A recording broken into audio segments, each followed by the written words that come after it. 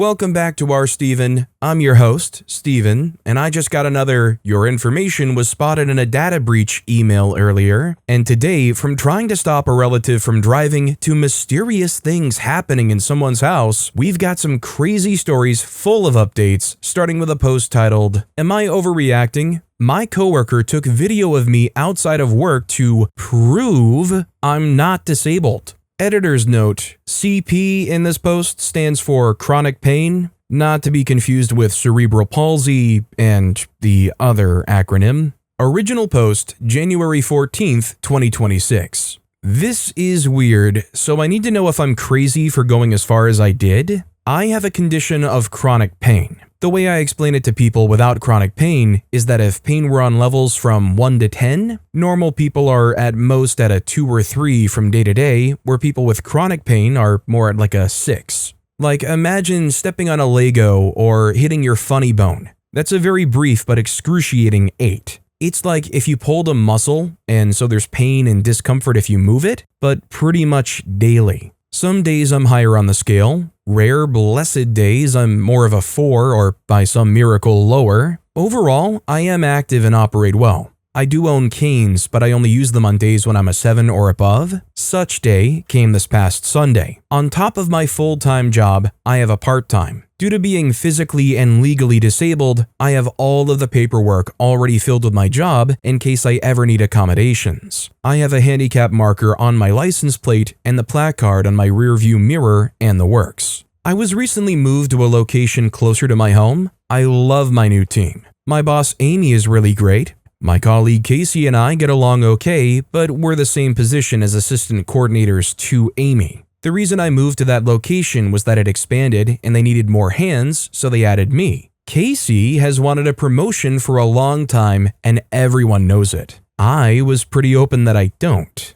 Any promotion from my position would be full-time and I already have a full-time job. I do this job to pad my savings and because I frankly like the job. Being busy also helps with my anxiety. I mean, Casey works hard, but she also likes to talk over me or rush to take charge of something before I can, when I clearly was getting to it. She then announces it. "Oh, I handled that for you, OP, don't worry." And at first I was annoyed, but over time I was like, alright then, but you didn't have to. I talked to Amy about this. I want to pull my weight, but it can be challenging and redundant when Casey is racing to beat me to it. The point was for us to split tasks evenly. Amy said that she would talk to her, and I don't know what came of that, but things didn't really change much, so I just accepted it. So when I came in Monday with my cane, everyone had questions. I emailed Amy Sunday night so she knew, but I tend to be private, so what I told everyone else was that I have a condition and sometimes I need a cane, but not always.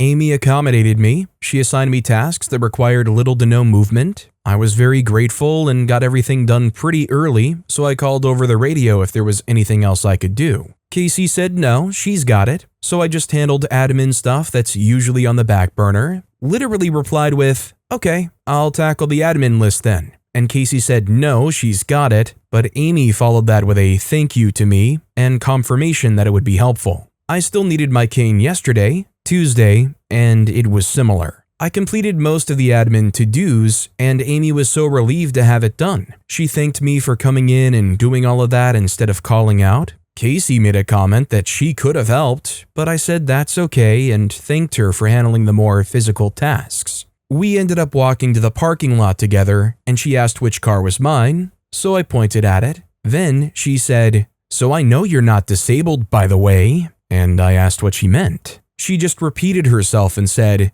"So no cane tomorrow, okay? I won't tell, just no cane tomorrow." I stood there like, what the freak? But I was meeting my best friend and just left to make it on time. I met my BFF Joy at the bar, and we had a wonderful time. I brought my cane, but to be honest, I didn't always use it. For example, I didn't use it to walk from my table to the bar to request another drink, or when I got up to hug Joy goodbye. Today, when I woke up, my pain was higher than my normal, so I took my cane along. I texted Amy that I have my cane, but I'm doing okay in small bursts, so put me in, coach. I was having a good time at my main job and didn't give Casey a thought. I arrive at my part-time job and Casey saw my cane and went red. I mean, like the way I looked when the Eagles lost to the 49ers, just super mad. I greeted everyone and she ignored me completely. We got our assignments and she snidely said to me, "Well, can you handle that with your cane and all?" in a tone that made even Amy turn to look at her like, what the heck? I said I can manage and thanked her for her concern, and we went about our work. Once again, she raced to beat me to things and saying over the radio, "Don't strain yourself, OP. I did X task or got Y done." I was so confused until about an hour ago when we finished work. She again walked with me to the parking lot, but this time showed me a video. It was me. It was me at the bar last night with Joy. I was just like, why do you have a video of me? That's weird. She says it's proof. I asked, of what? And she said it's proof I'm not disabled as I acted so wounded all day at work, but suddenly don't need my cane at a bar. What? I wanted to explain that that's just not how chronic pain works. Like, yes, I can stand up to hug my friend or get up and walk 3 strides to order a new drink, but I can't, for example, lean over and organize a bottom drawer without a chair to sit in. I wanted to explain that chronic pain is just an umbrella, and under it are a myriad of experiences and abilities, and that honestly, if she had left my tasks alone, I'd have done them. She didn't give me the chance and said, "No cane tomorrow, I'm serious, or I'm going to Chad." Chad is Amy's boss. I said, "About what?" But she was already walking away from me and just got in her car. It's just weird. And oddly, Chad would know this is BS because his boyfriend has chronic pain too.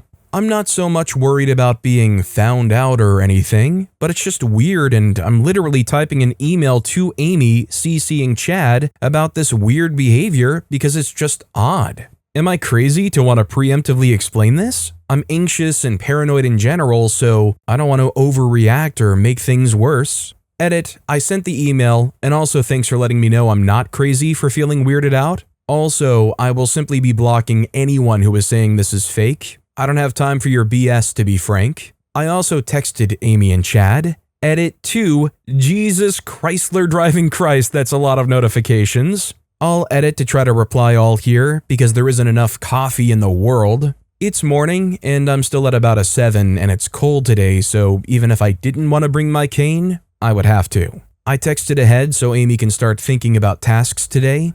For some common themes I've noticed, yeah, my pain scale Lego idea wasn't on scale. Stepping on a Lego was the funniest thing I could think of that hurts, so I wanted to paint a picture. I wasn't making a clinical pain chart. Feel free to use your own theater of the mind scenarios to help people without chronic pain have an idea of what it's like. Also, I don't understand the vague, don't use the term CP comments, sorry. In this post it means chronic pain. It's within that context, sorry, I just don't get the issue here, or if it's upsetting, I don't know. Amy and Chad have both responded, so we'll see how today goes. Anyways, this was my first break in my full-time job, so I have to get back to it. Is anybody else blown away that somebody comes here on the subreddit and posts, "Yeah, so my coworker followed me to a bar and secretly recorded me standing up to prove that I don't need to use my cane. Am I overreacting if I make a thing out of this?" I almost half expect to scroll further down this list to find more crazy stories to read and find one that's like, "So my neighbor came over and ripped my scalp off. Am I overreacting if I say I want my hair back?" OP just got stalked to a bar and recorded from afar to try to prove that they're not disabled, like OP using a cane is some big conspiracy theory to crack. I would think in having a conversation with your boss about this, it would be almost impossible to overreact. Unless OP marched in there and said, "Amy, I want execution via firing squad and nothing less," I think they're probably not overreacting.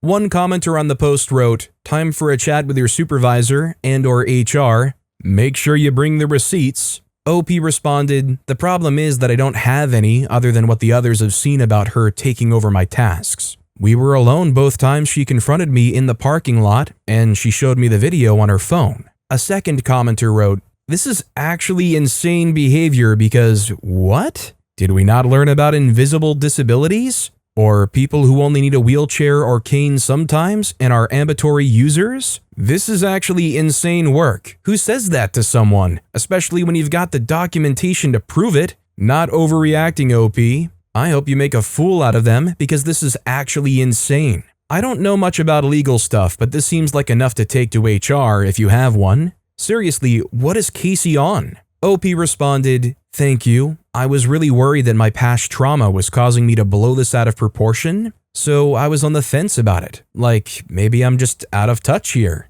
A third commenter wrote, "What the freak? Not overreacting, you're underreacting. Info, how old are you both and what's the job?"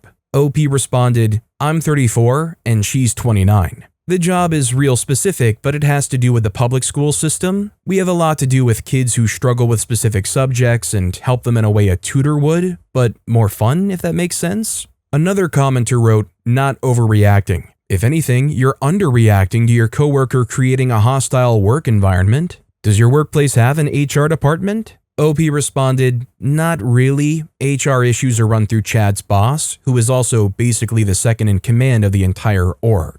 OP then went on to post an update, January 15th, 2026, the next day. I was asked a lot to update when I got off work, so here it is. Today was weirdly quiet, which almost made it worse. Not sure what everyone knows, but they at least know something's up. I wasn't even in the same area as Casey during check-in, and I have no clue when she actually arrived. I usually see her, as our shifts are the same hours. Turns out that she'd been assigned to the back office doing other tasks, hours reduced, while I was put at the admin booth of the entrance handling paperwork and spreadsheets. They definitely took advantage of it because I'm good at it, so we didn't cross paths at all at first. I actually turned on a voice recorder app as soon as I got to work, just in case. I also added a shortcut on my phone so I can start recording quickly if I need to, just in case. I didn't want to be caught off guard like before. I did feel a little silly doing it, but I'd rather feel silly than unprepared, you know? I didn't see Casey until near the end of the shift, and even then it was barely a glimpse. She looked up, saw me, and immediately turned away, like full-on avoidance. It made my stomach drop. I just turned away and minded my business.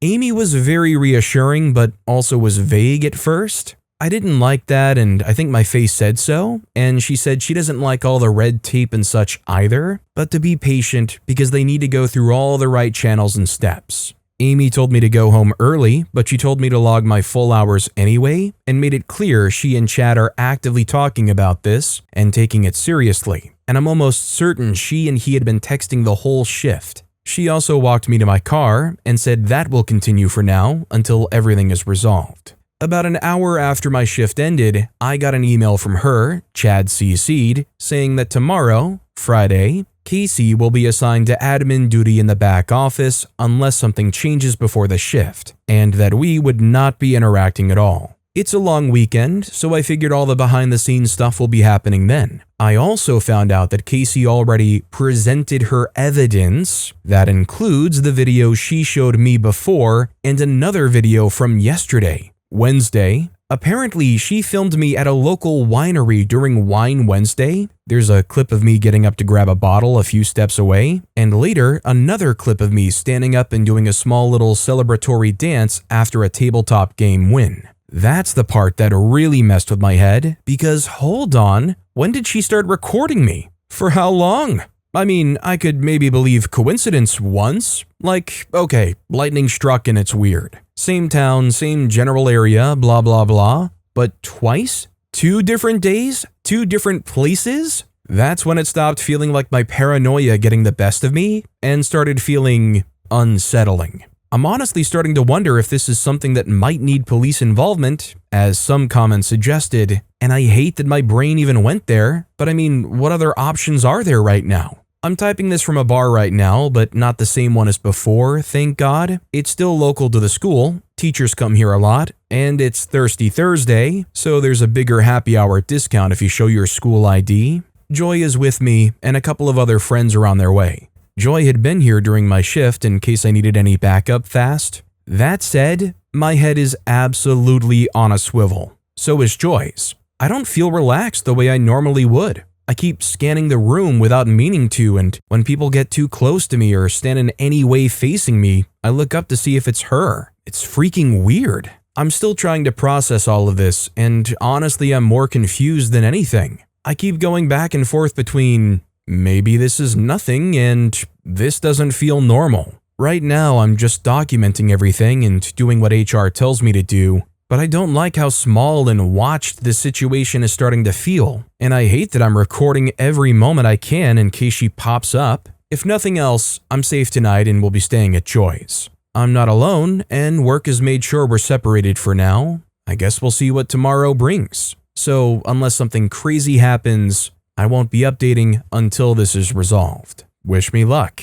Edit, I just replied to a follow-up email answering some recurring questions HR asked. My answers all ended up centered around, I have never directly or indirectly invited Casey out anywhere. We're not friends outside of work and have never socialized one-on-one. I was also asked whether I feel safe at work. Right now, yes, because management has taken steps to separate us and has been present and supportive. I've yet to be alone at all at work. I'm continuing to follow their guidance and document everything as instructed. I'll update if anything materially changes, but for now I'm letting HR handle it, outside making a non-emergency police report in the morning. So jumping back in here, I just want to ask, is this the way that it should be handled? Even though OP's feeling safe at work and is kind of wanting the process to just go as it goes, they're pretty clearly explaining that they feel like they have their head on a swivel and they're having to watch around for essentially a stalker. One commenter wrote, she sounds more unhinged than originally thought based on the fact that she's filmed you multiple times and refusing to understand that disabilities are on a spectrum, especially with chronic pain. It doesn't mean you're incapacitated all the time or all tasks are equally difficult. Keep us updated on what comes down the line as far as disciplinary actions by HR for her.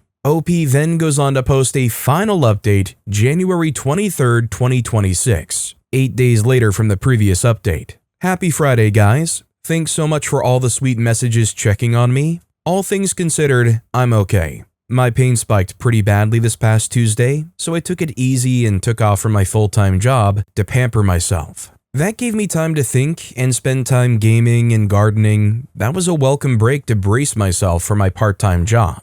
So yes, I have been taking care of myself, and I loved all the Reddit moms and dads checking in. This will be long as I'm trying to not forget anything so I can close this out, or at least put a pin in it, as I know for me as a Reddit scroller, unfinished stories are almost as frustrating as the ones that go on forever. I'm hoping this will be my final update on the matter. Legal is now involved. I genuinely didn't even know our organization even had a legal department, but apparently it does, and they're looped in alongside HR. An HR rep has been communicating with me, but honestly, things have been very quiet on that front, which I'm taking as no news is good news. I'm still at my school, and I still love it. I love the students and faculty and even the parents. Anyone in education knows parents can be great, or they can be so not great, and rarely is there an in-between. Casey has been transferred to an admin position at an office in the company I don't even go to.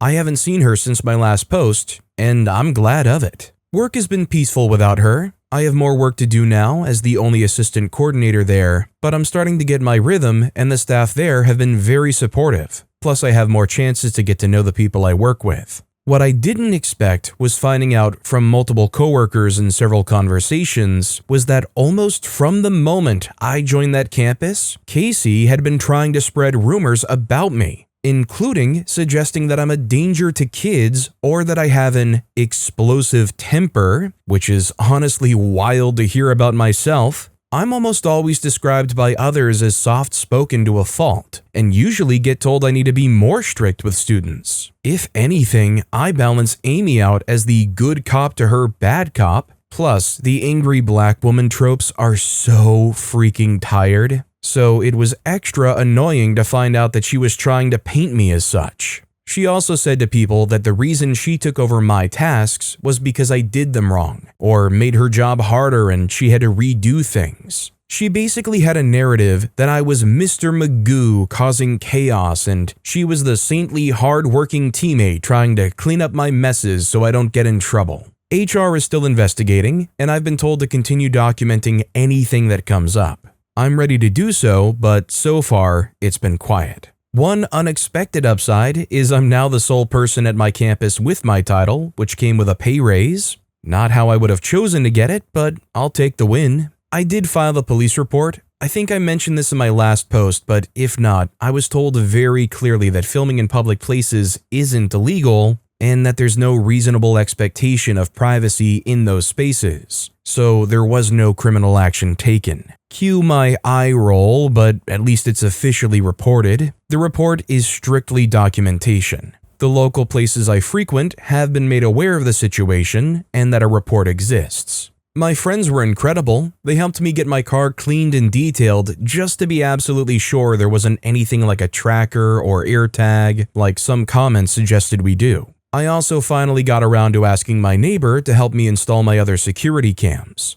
I used to only have one and my doorbell cam, and now I can pull up live footage on the whole system around my house. And to those suggesting a dash cam, I already have one, turns out. I never used that feature, so my friends helped. My car is fairly new and I'm still getting used to it. I did start to go over and back up all the footage going back since I started at my campus by motion activation points, and now have a hilarious compilation of the neighborhood cats being adorable or the crows I feed leaving random things. Yes, I did the crow mom thing. So another good thing came of this. I'm not changing my routines, but I would be lying if I said I wasn't still a little on edge. Especially since multiple coworkers mentioned hearing Casey blow up at Amy on her last day at campus, and Amy sent her home for the day. This was on my day off, as only Amy and Casey worked MLK Day, and the coworkers there volunteered to work the holiday for extra pay. Time and a half. What she said varies depending on who tells it, but the fact that it happened at all doesn't exactly make me feel warm and fuzzy, as I'm sure you'll understand. But I tell myself everything that can be done on my end has been done, so I try not to stress about it. That said, I also reached out to a few lawyers just to understand my options. I'm very aware that HR exists to protect the company, not me, so I want to cover my bases. I meet one over Zoom at my lunch break, so wish me luck. I still record when I walk to or from the car. My therapist reminded me to be careful to make sure my being proactive doesn't turn into living in fear and giving into my anxiety or PTSD, past trauma. I'm taking that seriously as my mental health has been a journey and I don't want to go back to the way I was before. I can't and won't let someone else shrink my life again. I do want to address recurring comments because I can't reply to everyone individually. She goes to bars a lot. Drinking is bad. Yes, I go to bars. No, that does not mean I drink heavily or have a drinking problem. What a leap. I mean, look, I'm disabled and I socialize within what my body allows, and that's an isolating enough experience if I let it be. My friends, mostly able-bodied people, go to bars, so sometimes that's where I go. Sometimes I drink, sometimes I don't. Sometimes it's a mocktail, sometimes it's soda. I know my body better than strangers on the internet, to be blunt. For what it's worth, my ex was an alcoholic and he was abusive and spiraled until it ended him, so I promise I'm very aware of what that looks like, and I'm probably one of the last people to be overly concerned about on that matter. How does she have time to work 2 jobs and go out? Why won't she just go home? I do in fact have time to go out after work. I work from home full-time and part-time with the school. If I go straight home after a long day, I tend to just keep working. I'm a workaholic by nature, and going out helps me actually relax and not make my entire life about my job. I also intentionally line up PTO with most school holidays to rest and take staycations. This is me managing my health both physically and mentally, not avoiding reality.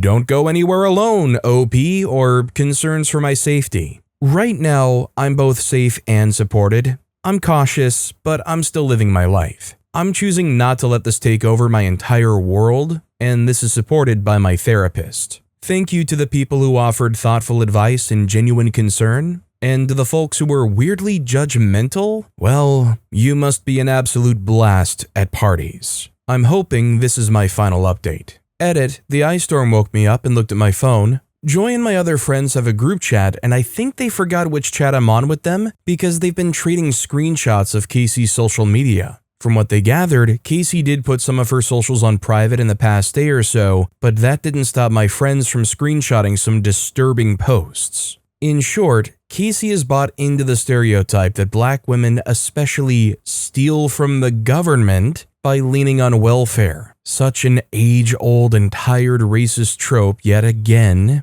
And other government programs, and this included faking disabilities to rip off public programs because we clearly don't want to work. I did just forward this all to the HR rep I'm in contact with. Turns out this probably wasn't about my cane after all, just plain flavored canned racism without salt. Frankly, how boring is that in my country? Edit 2, Joy is over with homemade chili and news. No idea what to make of it, but Casey is related to a higher up. Looks like a uncle or a niece. That could be another reason legal is involved, but we're guessing at this point. Well, to be honest, sadly that answers a lot of questions. I mean, that's kind of the whole motivation here. It's not even the disability. It's just flat out a racist Karen. Could you imagine being so disillusioned about an entire group of people that if one comes across in your life, you're gonna follow them around to the bar, take videos of them, and do everything you can to try to somehow prove that they're taking advantage of the system? One commenter wrote, "The Cat and Crow compilation is a lovely side effect of something so taxing.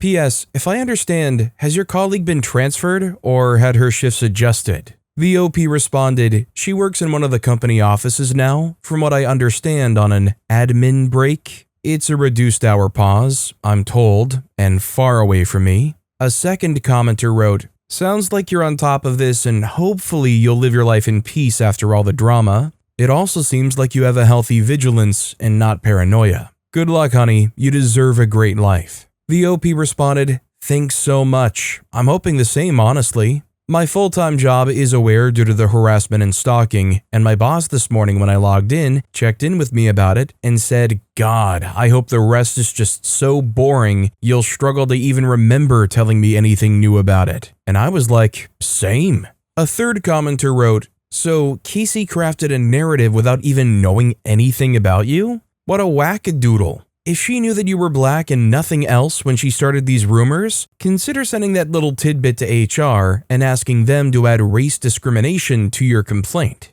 The OP responded, "I didn't even think about it, but darn it, I might mention to Amy when I come in today." A fourth commenter wrote, "I've been following your posts about this situation from the start, OP, and as a black woman myself, when I saw you mention that detail in this update, the first time I saw it brought up throughout this saga, my first thought was, there it is. You don't mention Casey's race, but I would bet anything that she's not black. She holds some unpleasant ideas about black people, and proving that you're faking your disability was just a convenient excuse to get the office against you once and for all. I'm glad she's being dealt with seriously by your workplace. She sounds genuinely dangerous as a colleague." The OP responded, "Yeah, I didn't think about it that way at first, so my flabbers are a bit gasted. My job has a zero tolerance policy for racism, especially in the recent political climate. Huge no-no. Of my team actually, I'm one of 2 people of color. Amy is Korean American,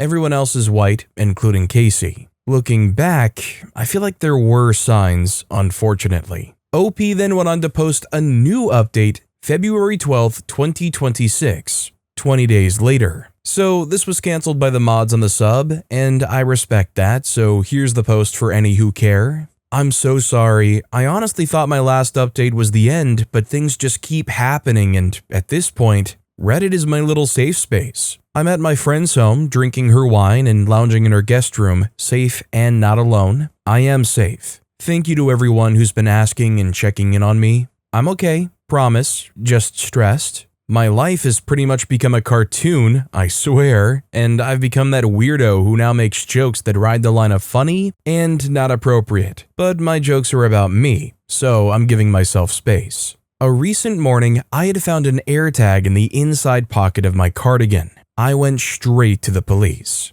They took it as evidence immediately, and for the first time, it felt like I was being taken seriously. I don't know the technical details of what happens next, but I was told it was freaking active and they would pursue the account information attached to it. So, yay, they're taking this more seriously meets Christ almighty, this is so freaking serious. And cue my brain just failing to cope, I had what I was told later to be a panic attack. It was unlike any I've had before. For one, I gained a stutter, and I fully believed it was a heart attack and not a panic attack because my heart felt like it was about to come out of my darn chest. I sat down and my lungs were on fire. It was heck. A few restless days later, I was informed that Casey had been confronted by police. I don't know what was said during that interaction, and I haven't been given many details, but my lawyer said that same evening she was arrested for public intoxication and resisting arrest. Those charges are public record. I'm not celebrating that in a petty sense, but practical. It just confirmed for me that the instability I was feeling around the situation wasn't imagined, and that unfortunately, right now, her being held by police meant I was safe. It was the first night since this all happened that I was able to sleep. Since that arrest, no notes left anywhere I found, and not texts. Only her relative who works upper management above me who emailed me and said he was sorry this was happening, but it was worded in a way that they didn't really say sorry for what she did to me. It was frustrating and political, and I just would have preferred he say nothing at all. I didn't respond. I just forwarded to my lawyer. There hasn't been any further direct contact. However, something else that came to light that forced me to take additional precautions because of course, it is never that simple. Earlier on, when I first started there, I had briefly misplaced my keys at work. I was told that a student found them and brought them to the office and were told that they were kind. I have a Totoro charm and a Sailor Venus charm on mine. I was told just recently that a male office staff member handed them to Casey because she claimed she was picking them up for me. I was never informed of that at the time, as Amy ultimately handed me my keys. There's no proof she copied them, but there's no proof that she didn't. And now I live in the better safe than sorry camp. Given everything that's happened, I can't ignore the possibility. I'm now changing all of my locks. It's expensive and frustrating, but I don't want to live with uncertainty about who has access to my home, especially people who are unhinged enough to stalk me. I've been sent enough horror stories. They live rent-free in my brain now. So no, I have no intention of being an episode on a show on Investigation Discovery. My employer has placed me on paid leave until after spring break while everything is sorted out per HR, literally this past Monday. I didn't request it, but I understand the reasoning and am glad of it. They framed it as a safety and liability measure while legal processes continue. Like, say less. Plus, it's no questions asked, full scheduled hours pay, and my main job is work from home. So I've barely left my friend's place. She mainly works from home too, and we've just been watching My Hero Academia and Comey Can't Communicate until we run out of episodes and drinking wine at the end of our work hours. She also showed me how to play Dragon Age and Elder Scrolls. In return, since she won't accept money for rent, I've been cooking more. I'm actually a bit good and she's a huge foodie, so we've gotten down cookbooks from her shelves and have been picking our favorites. Last night I made calzones. Tonight I'm here on Reddit while waiting for my timer after the chicken marinates to make fried chicken and mashed potatoes with homemade gravy. I'm less scared than I was 2 weeks ago and focusing on things like this and my plans for after. Meanwhile, I've actually gotten texts and photos of the students holding banners and cards, hoping I come back soon. And it does feel nice. Finding the AirTag was the turning point for me and really sent me into a tizzy. But on the bright side, it made the situation concrete instead of speculative, and police took me serious. I'm still documenting everything and working with my lawyer. I'm taking this one step at a time. So while I think for the sake of this saga on this forum is concluded, I'll just update on my own account on this if I do at all. For now, I'm resting. I'm trying to let my nervous system calm down after weeks of being on edge, and my therapist said that the cooking, the anime marathons, the binging, is it cake? At night is all good. I guess I need to level out still before being back to my old normal or maybe a new equivalent normal. I don't know. I truly hope this is the final update overall, but thank you for your support. It meant and means a lot. It helps when others tell you you're not crazy. Hope your Valentine's days are full of love. All I can say really is finding an AirTag in anything is kind of like nightmare fuel. And I feel like the problem is, despite the fact that they take the AirTag and they're like, we'll look into this, we'll see what we can do, doesn't Apple have a strong history of even like with court orders not handing over that kind of information? Is there much you can do about an AirTag besides take it and put it in a Faraday cage or something? Since the last update was literally days ago, it still is kind of an ongoing thing. But I do hope for OP's sake that they're kind of at the tail end of it and they'll probably, hopefully just let them go even if the cops don't act on it. I mean, truth be told, sounds like she already has enough problems. A user named Malthus left a comment saying, I wonder if HR has been talking to students asking if they had any concerns regarding any faculty members to see if there was more crap being pulled that they weren't aware of or had previously written off without looking into. I need to go watch Is It Cake again. I love the host learning about baking as the show goes on, and in the first couple of episodes, the baker's deciding to prank him with a fake term. So wholesome. Our next story is there a legal way I can stop my mother from driving again? She's a terrible driver, and she's going to seriously hurt someone. Editor's note, this whole post talks about the Motability program in the UK. Here's a definition from Wikipedia. Motability is a scheme in the United Kingdom intended to enable disabled people, their families, and their careers to lease a new car, scooter, or powered wheelchair. It is open to recipients of certain disability benefits who exchange their weekly payments for a leased vehicle through the scheme. Insurance, vehicle excise duty, and breakdown cover are all included, and customers of the scheme are eligible for a new car every 3 years. Original post, October 28, 2025. My mother is a terrible, terrible driver. Whenever I was growing up, she failed her driving test over 20 times before she eventually scraped through. She has written off 4 cars in her life and had more accidents than I can remember. She used to just casually bump into curbs and hit other cars' wing mirrors like it was a casual oops. There were probably 3 to 4 curb bumps on each drive home. She didn't understand how roundabouts work and still doesn't get it. She has serious brain fog arising from one of her conditions. It got to the point where the cheapest car insurance available was almost 8,000 British pounds on those price comparison sites. This price was enough to take her off the road. However, she has recently qualified for enhanced rate and is browsing cars that she can get. From what she says, they'll pay her whole insurance for her, no questions asked. This is going to put her back on the road, something which she is incredibly excited about. I need to stop this. She's going to end up hurting someone, if not herself. What can I actually do? I need an answer by Friday. That's when she's going to meet the people about trading her enhanced payment for a car and insurance. I've rung the non-emergency police already, but they've told me that unless she has had her license revoked or has 12 points, etc., there's nothing that they can do.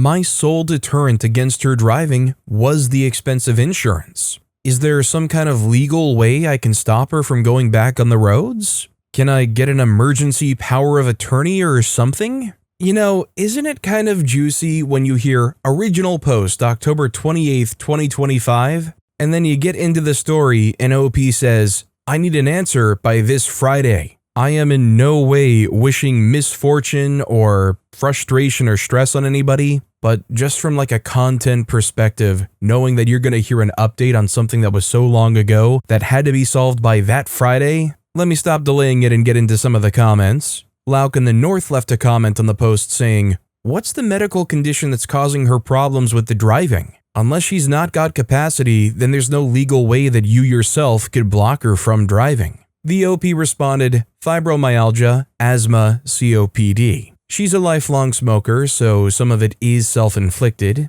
It's the fibro that's causing some driving issues with the brain fog, but she has always been a bad driver long before she was ever diagnosed or suffering from fibro. I don't know why, she's just dangerously bad at it. She's careless. As I said, everything was under control until she got the enhanced rate and they told her she could get a car with insurance fully covered. That was how I planned to manage her going forward. No one would insure her for less than $7.5 to £8,000 with her accident history and 4 write-offs. I'm 25, she's 55 now. She hasn't even driven in almost a decade. I'm freaking out about this. A user named Professor Yaffle1 left a comment saying, "There's no easy way. If her poor driving is due to a medical condition, you could try raising your concerns with her G and asking them to report to the DVLA, Driver and Vehicle Licensing Agency. Check the DVLA website, but my understanding is that they need a report from a doctor to others.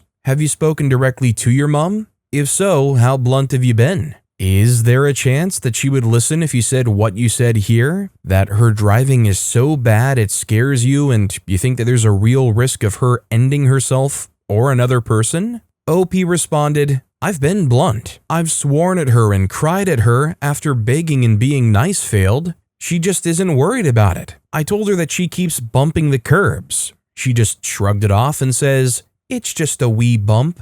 I told her that wasn't normal. She's adamant that she gets back on the road. She says that she enjoys driving and misses it. I told her about her writing 4 cars off in 9 years. She says everyone has accidents. All 4 of these were her fault. 3 of them were for roundabouts. I've tried telling her that I'm terrified she's going to hurt herself or someone else. She just laughs it off or accuses me of taking away her freedom. She's extremely excited about getting the motorability car, and she's been sending me various models all week. There is no getting through to her. I don't want to have to pick up all the broken pieces. I want to preempt this and stop her getting back on the road in the first place. I've tried calling the motorability people and explaining the situation to them. I've warned them of what she was like in the hopes that they wouldn't allow her to do it. But they've said that they bundle their car insurance through a third-party provider. I think it was Direct Line. And they aren't going to be stopping her from leasing a car through them. A user named Pristine Bet left a comment saying,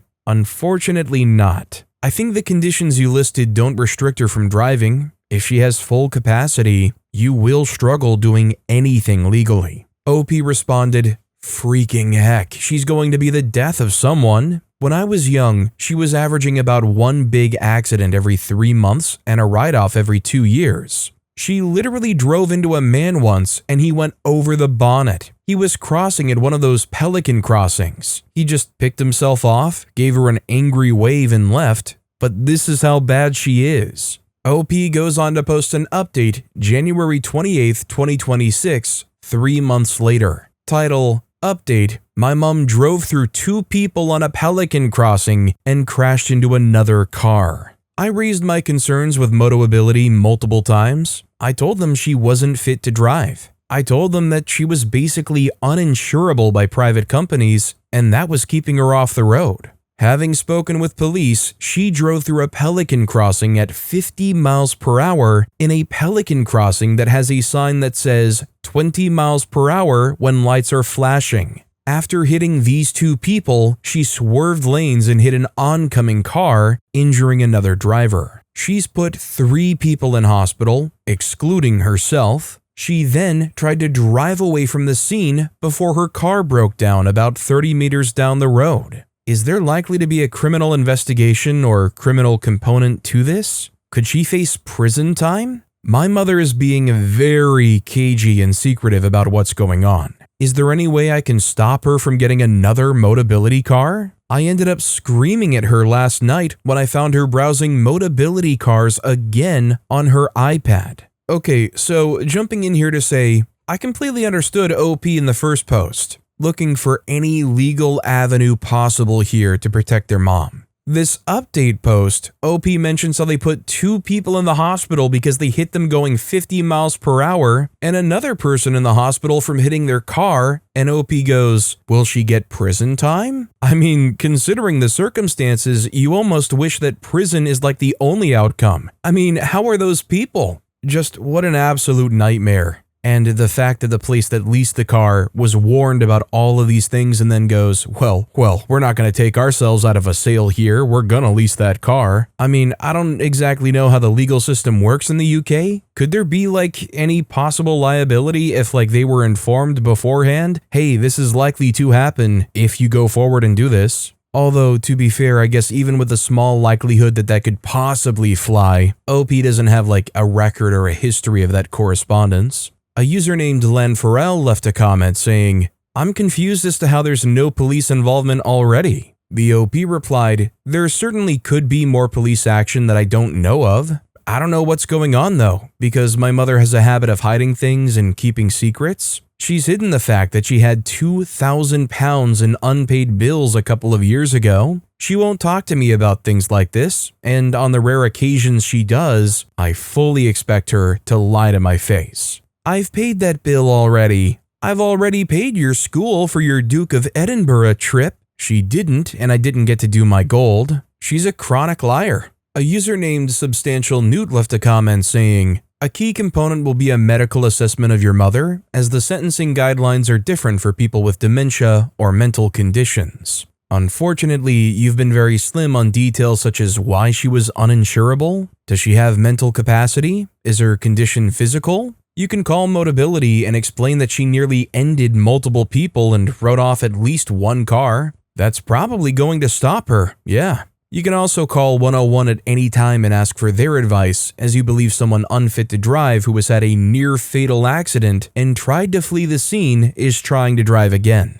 You should report her to the DVLA right now, today. Do you believe your mother has diminished capacity?" The OP responded, "She's had so many accidents that the cheapest quotations were something like £7,400 to £8,000, if I recall correctly. This was a couple of years back. We're talking multiple cars written off, more serious accidents than I can count on my fingers. She treats bumping other cars as if it's a normal thing to happen 2 to 3 times on a drive. She has no dementia diagnosis or anything. She's 56 now. She argues that her brain fog from her fibromyalgia impacts your driving sometimes. I warned Motability about this on multiple phone calls." Substantial Newt replied, "And has that condition been disclosed to the DVLA? I would hope so if Motability are involved, but who knows?" The OP responded, "I think it has been. I did catch her trying to cheapen her insurance by forgetting to declare it when she was applying on Compare the Market.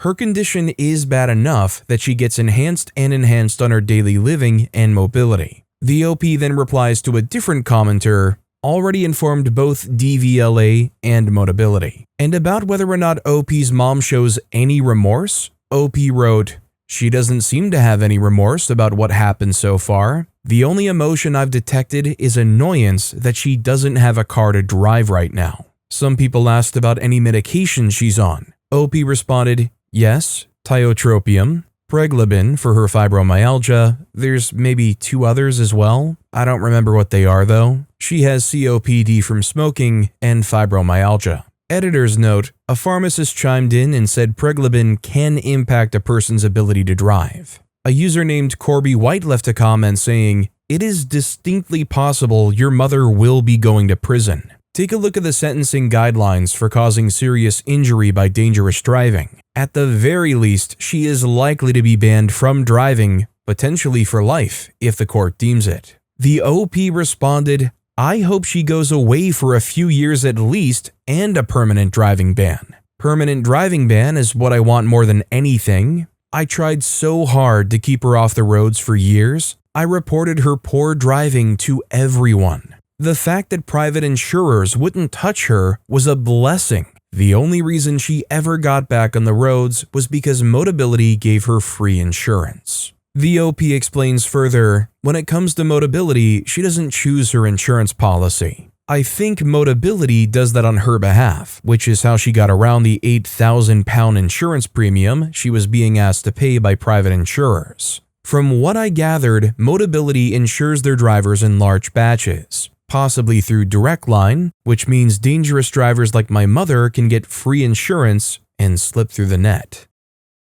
Our next story is, "There's something going on in my house that has me a bit stumped." Original post January 27th, 2026. I don't know if this problem is an RBI problem, Reddit Bureau of Investigation, a subreddit that tries to collectively get to the bottom of seeming mysteries. So if this fits somewhere else that you know of, please tell me. For the past couple of days, I've had this issue. I'm pretty sure someone is in my house, but I can't exactly prove how. And yes, I called the police this morning. They don't seem to know either, but I'll get to that in the next couple of paragraphs. I'm 24-year-old female, if that'll help in explaining my predicament. I live alone. I keep a tidy house, more so than most people. My bedroom can be a bit disorganized at times, but the rest of my house is well organized, which is why I was able to detect something was off. I came home from work a couple of nights ago and found a bottle of scotch sitting on my stove.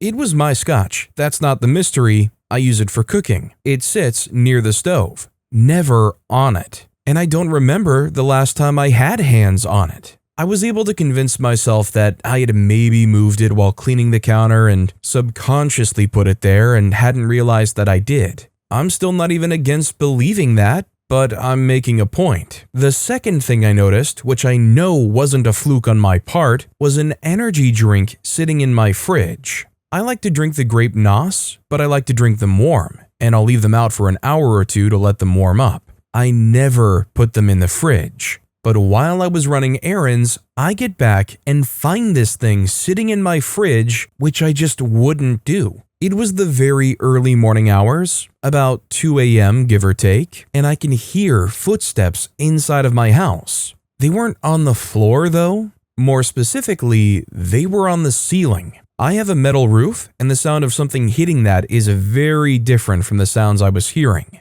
These definitely sounded like they were coming from the attic. Also, I don't have an attic. I called the police. They were not very much help. Wasn't much they could really do. They looked around my house for entries. Nothing seemed to stick out. I did this myself, but I felt a second set of eyes could hopefully point me to something that I didn't see. But as I stated, they weren't much help. Not trying to take jabs at the police, but it is what it is. I worked the day shift today. When I get back home, I found a few of my ceiling tiles on the ground. This was alarming. It was like someone had stepped through my ceiling.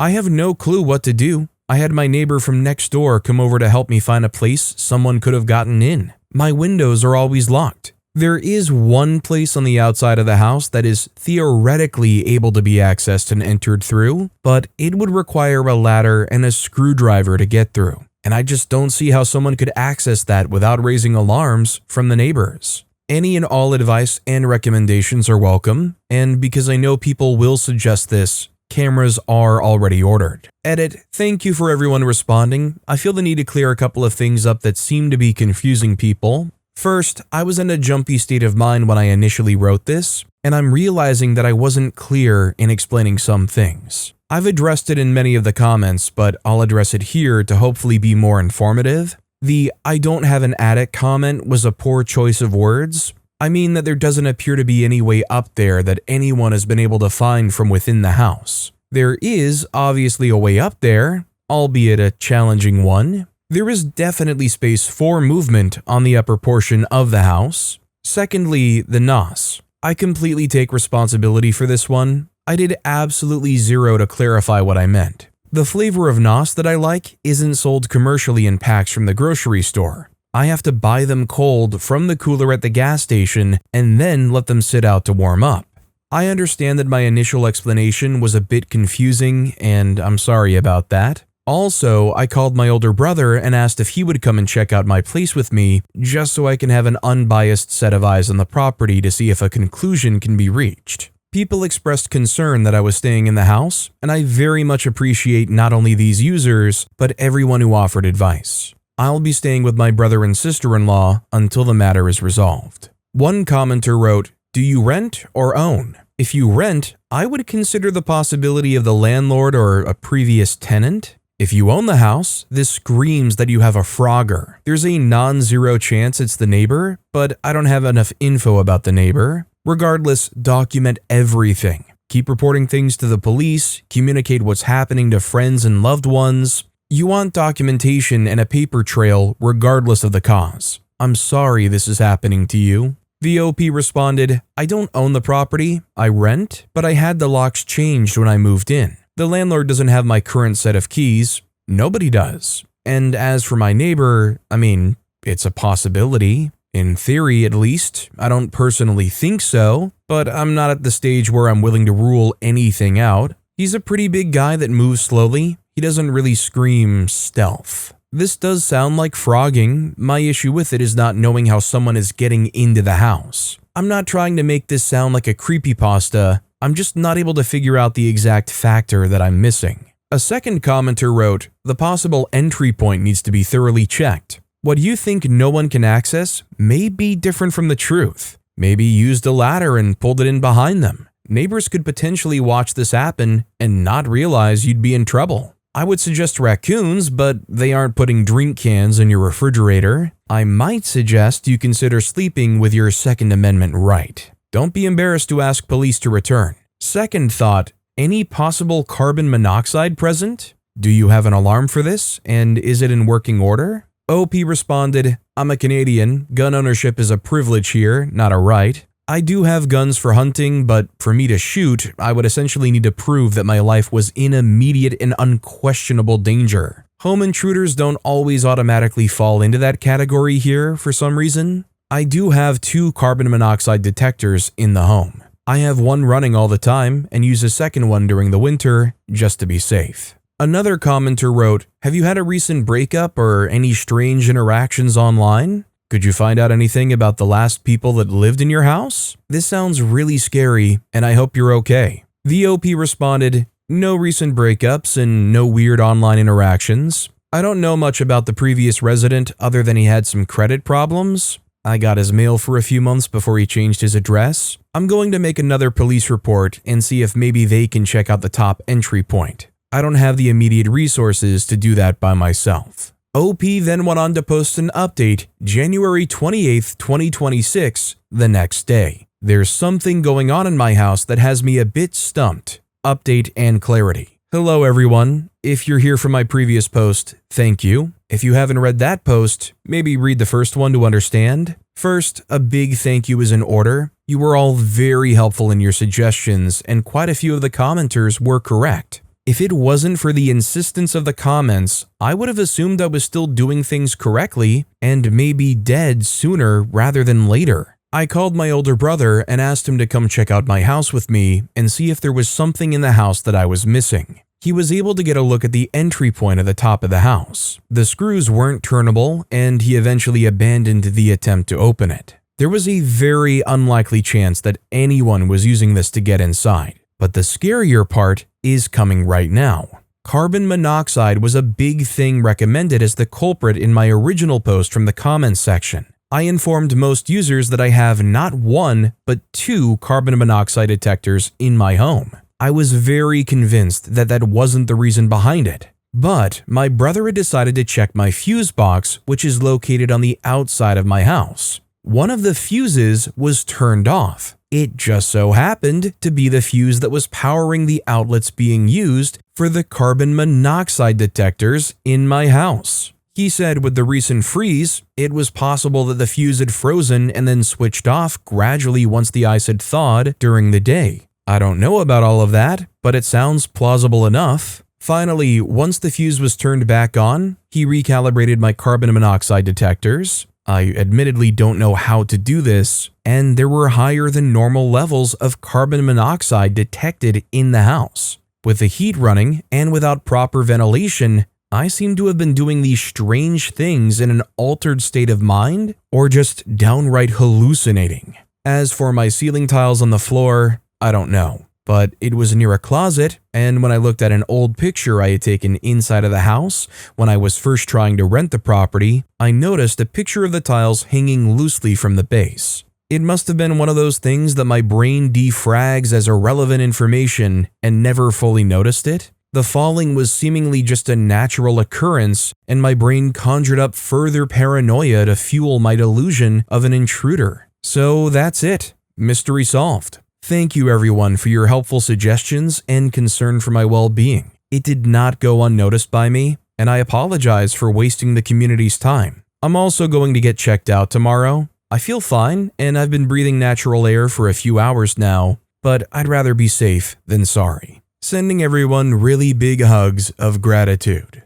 So I'm not the most familiar with the RBI subreddit, but I mentioned it earlier. It's kind of a subreddit where you pose some kind of situation or odd circumstance and they try to get to the bottom of it. I think this situation and the outcome, I would hope most people there are going to overlook the whole wasting their time thing. There's been some famous Reddit posts and circumstances that were very similar to OP's in the past. And not only is it good that OP is safe here, but to also raise awareness about making sure you monitor your carbon monoxide. One commenter wrote, "You finding out it was in fact carbon monoxide and saving your life will never be a waste of anyone's time. Your brother most likely feels the same way about the time he spent checking things out for you. You have nothing to apologize for." A second commenter wrote, "You should go get checked out tonight. Getting your carbon monoxide level checked, carboxyhemoglobin, is pretty quick and easy. If it's high, they'll likely put you on some oxygen to help force out the carbon monoxide from your system. And also, don't stay in the house until the fire department has also checked it out and made sure that there are no ongoing carbon monoxide emitters and no ongoing high carbon monoxide levels."